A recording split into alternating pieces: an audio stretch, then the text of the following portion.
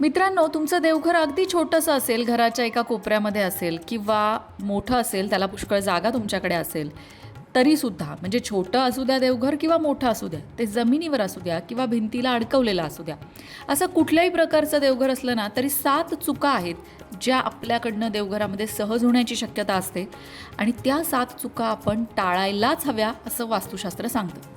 कोणत्या आहेत त्या 7 चुका, कशा टाळाव्या आणि जर नाही टाळल्या तर त्याचा काय परिणाम आपल्यावर होतो, याबद्दल अगदी थोडक्यात जाणून घेऊ.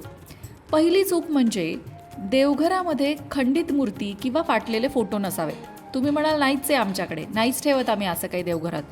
तसं नाही. आपल्याकडे जेव्हा देवघरामध्ये भरपूर फोटो आणि मूर्ती असतात तेव्हा कधीकधी आपल्याही लक्षात येत नाही की कुठेतरी फोटोचा कोपरा थोडासा फाटलेला आहे किंवा मूर्तीची एखादी बाळकृष्णाची मूर्ती असेल, त्याच्या हातामध्ये बासरी असेल तर बासरी थोडीशी तुटलेली आहे. असं अगदी बारीक सारीक गोष्टी असतात ज्या कधीकधी आपल्या लक्षात येत नाही. म्हणून पूजा करताना आपण आपल्या फोटोंची आणि मूर्तींची नीट काळजी घ्यायला हवी आणि आपल्या देवघरामध्ये एखादा फाटलेला फोटो किंवा मूर्ती नाही आहे ना, भंगलेली मूर्ती नाही आहे ना, याकडे लक्ष द्यायला हवं. बऱ्याचदा फोटो असतात साधे, तर त्यावर खूप असं कुंकू किंवा पाणी लावून लावून ते खराब होतात आणि आपल्या लक्षातसुद्धा येत नाही. तर ही काळजी घ्यायची आहे आणि असं काही असेल तुमच्याकडे तर ते तुम्ही वाहत्या पाण्यात विसर्जित करणं गरजेचं आहे, कारण त्यामुळे नकारात्मक ऊर्जा वाढते आणि देवघर हे सकारात्मक ऊर्जेसाठी असतं. ते आपल्याला सकारात्मक ऊर्जा देतं.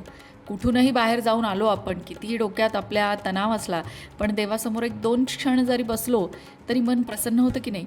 मग त्यासाठी ही एवढी काळजी तर आपण घेऊ शकतो. त्यानंतर दुसरी गोष्ट म्हणजे 2 शंख एकत्र ठेवू नये.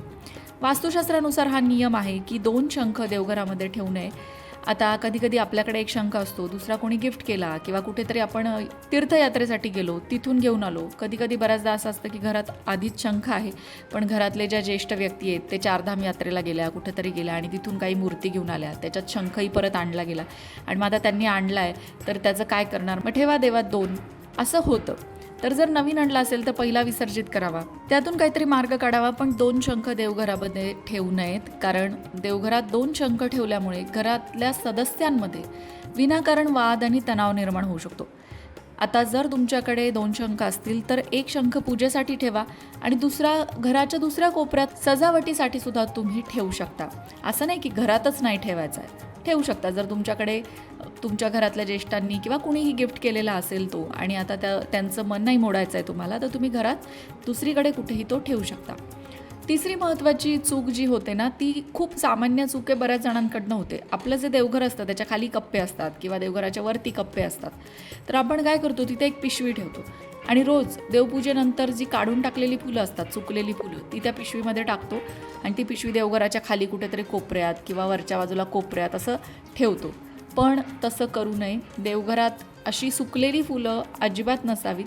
सुकलेली फुलं नकारात्मक ऊर्जेचं प्रतीक मानली जातात, त्यामुळे घरात गरिबी येते, प्रसन्नता नष्ट होते.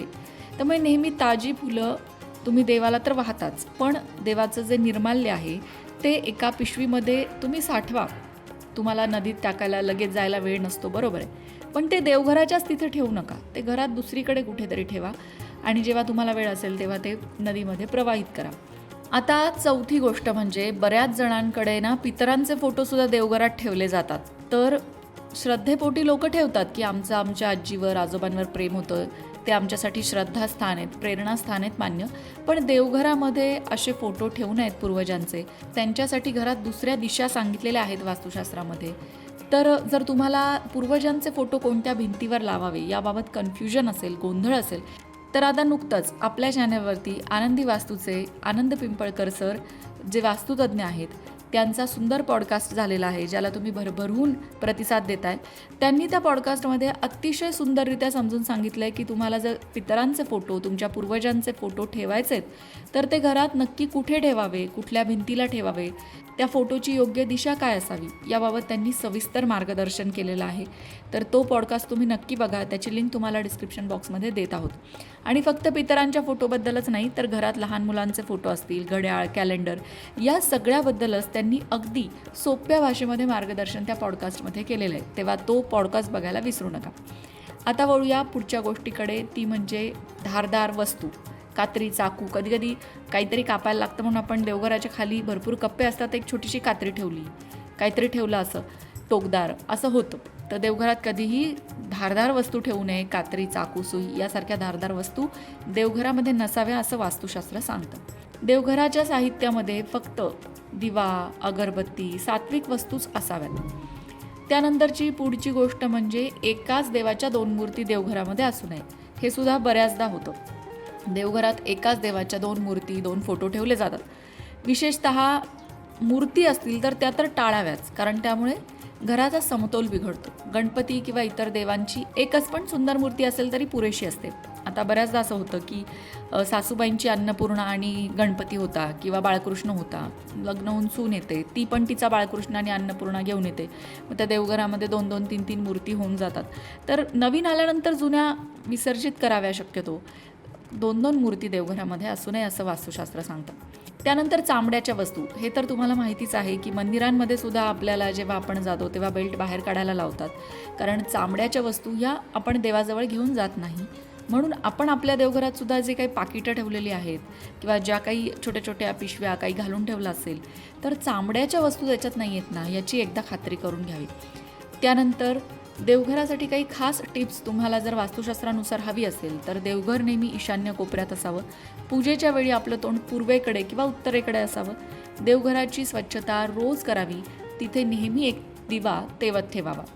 आता देवघराबाबत सुद्धा ना भरपूर गैरसमज आहेत. तर मी जो पॉडकास्ट मगाशी तुम्हाला म्हटलं वास्तुतज्ञ आनंद पिंपळकर यांच्यासोबत केलेला, तर त्यामध्ये त्यांनी देवघराची जागा आणि त्याबद्दलचं सुद्धा सुंदर मार्गदर्शन केलेलं आहे. म्हणजे बरेच जण म्हणतात ना की आमच्याकडे नाही आहे ईशान्येला जागा, मग आम्ही कुठे ठेवायचं, तर त्या प्रश्नाचं उत्तरसुद्धा त्यांनी त्या व्हिडिओत दिलेलं आहे. त्यामुळे तो व्हिडिओ वास्तूच्या दृष्टीने तुमच्या मनातले गैरसमज दूर करणारा ठरणार आहे. बऱ्याचदा आपल्याला वास्तूचं आपण इकडून तिकडून ऐकून बरेच गैरसमज करून घेतो आणि आपल्या घरामध्ये तोडफोडसुद्धा करावी लागते मग. पण या कशाचीही गरज तुम्हाला पडणार नाही जर तुम्ही तो पॉडकास्ट ऐकलात तर. आणि तुमच्या घरात काही वास्तुदोष असेल तर त्यावर सुद्धा तुम्हाला त्या व्हिडिओतनं नक्कीच उपाय मिळेल. अशाच प्रकारच्या माहितीपूर्ण व्हिडिओंसाठी लोकमत भक्ती चॅनलला सबस्क्राईब करा आणि बेल आयकॉनवर सुद्धा क्लिक करा, म्हणजे आमच्या नवनवीन व्हिडिओचं नोटिफिकेशन तुम्हाला मिळत राहील. तसंच योग्य आध्यात्मिक मार्गदर्शनासाठी लोकमत भक्तीच्या फेसबुक पेजला फॉलो करायला विसरू नका.